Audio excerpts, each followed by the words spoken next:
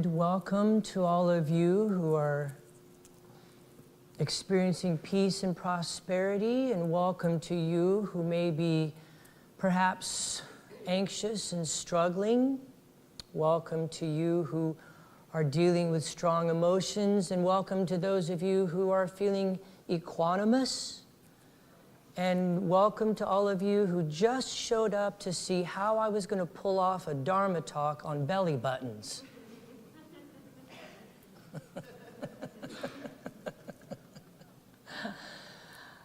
And as intriguing as that might be, it's not exactly the Innie and Outie I was referring to, and so I shall elaborate as we open up here. So I want to begin with a little story, a story of two singer-songwriters, each with pad and paper and guitar.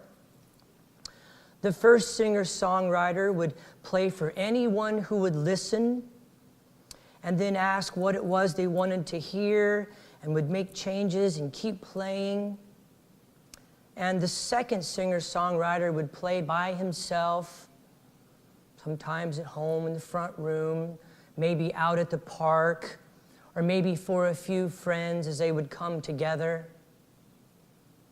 And the first singer-songwriter actually started making a little bit of money and started getting a little notoriety, and would continue playing, continuing to play what they wanted, everyone wanted to hear, and became increasingly bitter and resentful as he continued trying to find what would make everybody happy and what they wanted to hear and what they wanted to listen to. The second singer-songwriter still plays at home in the front room, maybe goes out to the park every now and then and plays for a few friends, is very much at peace, and is directing a Buddhist temple in Kansas City, Missouri. And actually, I'm both of those singer-songwriters. That story represents a bit of a timeline of various levels of maturity in creativity, spirituality, emotional maturity.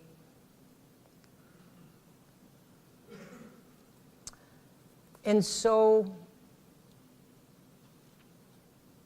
when we do something that is important to us, regardless of what it is, then we stay true to what we value. When we engage in some action because of how we think we will be perceived by others, we give away our power. We give away what we value. And this will bring about some suffering. It's interesting how sometimes we could be standing there having a moment, enjoying, let's say, a sunset. Then all of a sudden what becomes more important is the selfie with the sunset, so the world can see that we're having a moment with the sunset. This takes away and betrays the value of the moment. It becomes about how we're perceived, what others think. This can bring about suffering because we're stepping out of integrity. Integrity is living up to our values, not so much what we value as it is living up to those values. And the more we live up to those values, the more we stay in integrity.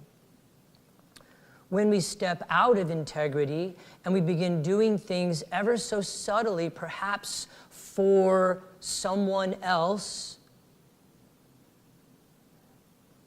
that's when suffering can ensue. And this is where experience can be our greatest teacher. This is where we can begin to learn what it is we value. Sometimes we don't even know.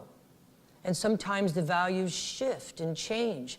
So we're kind of always on a little bit of a journey trying to understand this form, this precious human form, and the values that evolve over time. Buddhism is a wisdom tradition. Wisdom involves being true to yourself, trusting your own humanness, relaxing into the knowingness. See, spiritual work is more about becoming yourself than changing yourself. The Buddha said you have everything you need right here and right now to wake up. Perfect, exactly as you are. Nothing you have to add to yourself, nothing to take away. We have all the tools we need. So when I was bitter and resentful as a singer-songwriter, I was caught up in the experience, unaware that I was out of integrity or living up to my values instead of the values of others. See, it was my music, my poetry that was trying to come through, not the music and poetry of other people. So, how do we awaken to the actual experience itself without getting caught up in it? The Buddha taught this over and over in what are called the 5 skandhas, or the 5 aggregates of clinging to human form. When the Buddha taught the 4 noble truths, he began with the first noble truth that life is dukkha. This is often translated as life is suffering, or life is stressful or unsatisfactory. But the Buddha also used the word to mean impermanent or conditioned. To be conditioned is to be dependent on or affected by something else. We are completely conditioned from the moment we are born. We cry, and oh, somebody brings us milk and hugs us. Oh, I'm on to something here. I'll cry a little more. That's conditioning. Everything about this human form is conditioning. So therefore, conditioning is an element or form of dukkha. We've been trying to please this outer essence all along. And it's awakening to the true nature, our true nature, and the true nature of the exact experience, the moment itself. So the 5 skandhas. The first one is form or matter. In other words, a stimulus. The sound of a bell, the phone rings. Vedana is the second skandha, or it is a sensation, a physical or a mental sensation that we experience through contact with one of the 6 faculties of the external world. And I say 6 because there is sight, there is sound, there is taste, there is touch, there is smell, and there is the mental faculty of ideas and thoughts. In the West, we often associate the mind with spirit or the animation of the body, but that's out of place in Buddhism. The mind is considered a 6th sense. So this sensation is experienced here in the form, and it's either pleasant, unpleasant, or neutral. It's always one of the 3. And then the 3rd skandha is perception. This is the faculty that recognizes. In Sanskrit, the word samjna means knowledge that puts together. In other words, we associate. So there is the sound of the phone. There is a sensation that is felt, mental and physical. And then there is an association that the brain makes. beginning to understand what that is. I'm using an easy example. The phone rings, but it could just as easily be a harsh word or an image on the television. And so there is an association with other things, only other things that you have experienced. So it's an instant reference to the past. Then next comes a mental formation about this whole experience. Samskara. There's an element of karma that conditions our attitudes, our predilections, biases, prejudices, as well as interests and attractions. And finally, the fifth skandha, and all this happens in a nanosecond. And the fifth skandha, consciousness. I like how Thich Nhat Hanh, Zen Master Thich Nhat Hanh, explains the fifth skandha. The source of our perception, our way of seeing, lies in our store consciousness. That's the fifth skandha.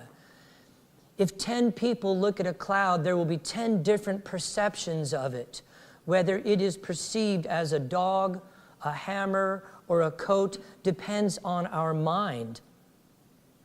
Our sadness, our memories, our anger, our perceptions carry with them all the errors of subjectivity.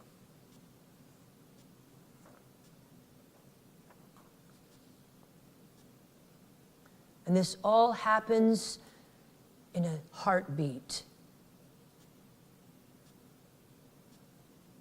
And why is this important? The Buddha wove his explanation of the skandhas into many of his teachings.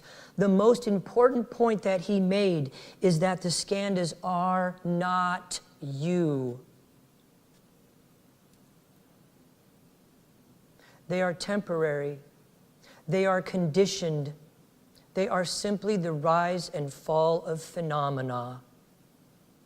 They are empty of a soul or a permanent essence of self. When we realize these aggregates are just temporary phenomena and not me, awareness arises. Awareness is wisdom. It is that deeper knowing, free of commentary, story, judgment, labeling. Wisdom is our birthright. We don't have to obtain wisdom. We are wisdom. That's what I said earlier when I meant that spirituality is more about becoming yourself than changing yourself. So to the question of your life, you are the only answer. And to the problems of your life, you are the only solution. With the help of a little navel gazing here. Our meditation practice. Time on the cushion. Time in noble silence. The truth teachings and Sangha. So many studies have been released recently about this internal versus external motivation and value. One way that we are able to gauge or check that we are achieving this integrity, this connection with internal values, is flow or zone. When we are able to get into the zone, get into the flow with any activity, a connection with a deeper sense of joy is realized. This is not an intellectual process. And it can be done with anything. It doesn't have to be music. It doesn't have to be dance, poetry, writing, art, sculpting. It can be creating a dinner for a family of 4. It can be vacuuming. It can be driving to work. when we find the internal value, we can then access flow or zone. And then we come into touch with a deeper connection, a divine connection. It is an invitation to the sacred. And this works as a counterbalance to those times when we may have to react to the external world. It's about balance. When we become out of balance and everything is for Facebook or for my significant other or for work or for what mom and dad wanted me to be or what my teachers wanted me to be, and we lose sight of that internal value, that internal compass, suffering will ensue, depression, sadness. And that's exactly perfect. The universe is on our side. The universe wants us to wake up. These visitors of depression, sadness, anger, feeling out of balance, loneliness, they're all visitors. They're all messengers. They've all been sent with a gift to show us that we are out of integrity. That's when we can come back home, return back to noble silence, and discover our true nature and let the values arise from that. Wisdom will teach us that. And then life becomes more about dissonance and resonance instead of always trying to weigh out the 225 reasons why you should and the 225 reasons why you shouldn't. As Jack Kornfield puts it, to silence the war within. And then it becomes resonance and dissonance. When something resonates with you, you move towards that. When something is dissonant, you move away. And then ease shows up. Wise effort, wise livelihood, wise view. Wisdom is not up here. It's down here in your belly button.